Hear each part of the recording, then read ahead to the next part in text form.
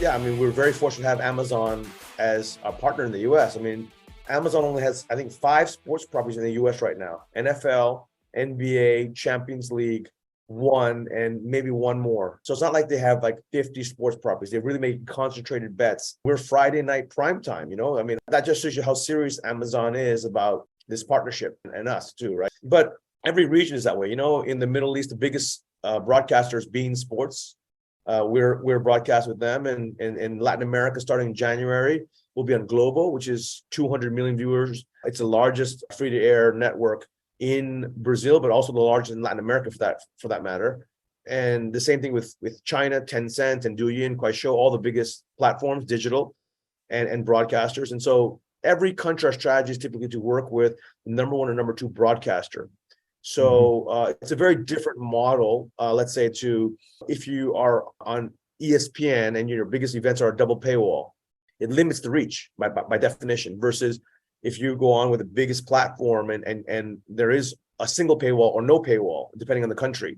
And that's how you are able to grow viewership numbers. We're doing a bunch of work around direct to consumer distribution. There's a changing landscape here in the US and we're not leaders in this, which is, it's always shocking for Americans to come to grips with. The rest of the world is tested in these concepts and might be in a more mature state. Actually, the world's number one mobile commerce is China.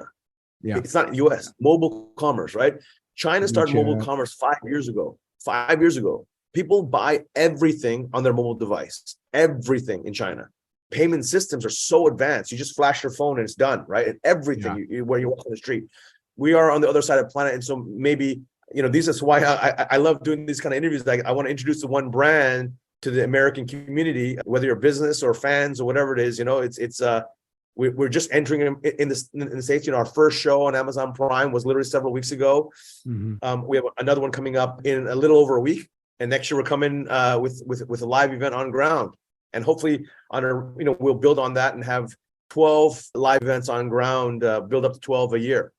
I'm glad you mentioned that. I want to come back to your plans for the US, but I can't resist just sharing with our audience, because I think Americans are very provincial, ethnocentric, some people might say, right? And so you're just not paying attention to this stuff. Transactions on WeChat, for people to understand Alipay, to understand, that it's so mobile based. And can you imagine the data that comes from that and understanding consumer behavior? Visa's a client of ours in Tokyo. The Tokyo Olympics were a real challenge. There's these sort of transit cards, right? Everything from a convenience store to whatever you're buying, right? Yep. There's people have gone digital and mobile and they're very cash based for a first world country where, it's kind of tough to break in the way we think of payments in the United States. So I appreciate you mentioning that, because it further increases the value of mobile and social and digital.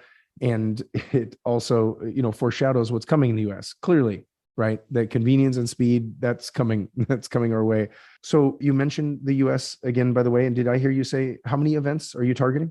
Eventually, we'd like to scale up to 12 events on ground in the US, hopefully in the next couple of years or so. But yeah, I mean, that's a plan. We're not just throwing one event and leaving or whatever it is. We're committing to our Amazon partnership. And obviously, Amazon would love to have us have on-ground events for the Amazon shows. And that's sort of what we verbally agreed to, and contraction would kind of build our way up to it.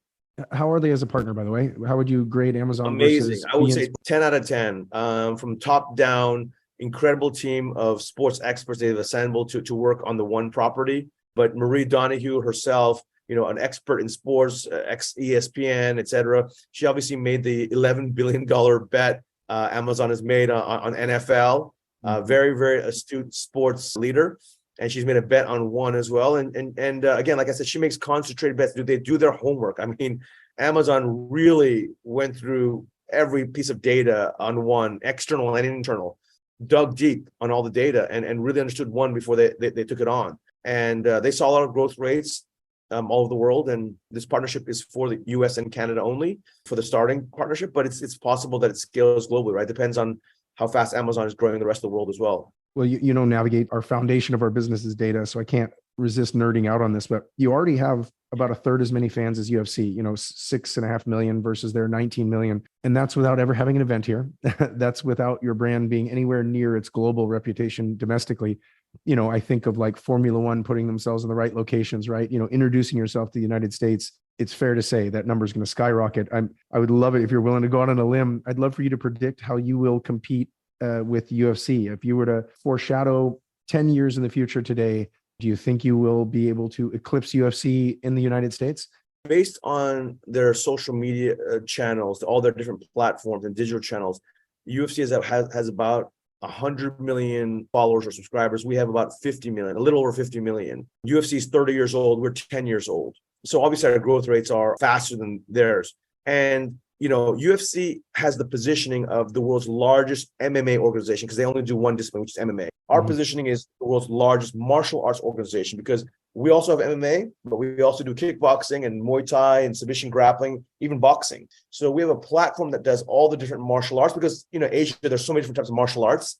We're the only one in the entire world that does all these different martial arts on a single platform. It's a really exciting time to be a fan in the US because you get a whole different look. At the same time, these are the world's best martial artists on the platform in the world championship martial arts across all these different disciplines who are genuinely the world's best.